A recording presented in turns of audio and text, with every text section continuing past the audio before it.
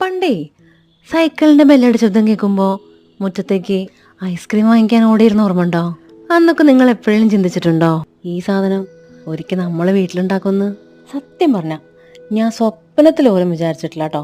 ഉണ്ടാക്കണ കാര്യം പോയിട്ട് ഇതിൽ എന്തൊക്കെ ചേർക്കാന്ന് പോലും നമ്മൾ ആലോചിച്ചിട്ടില്ലേ.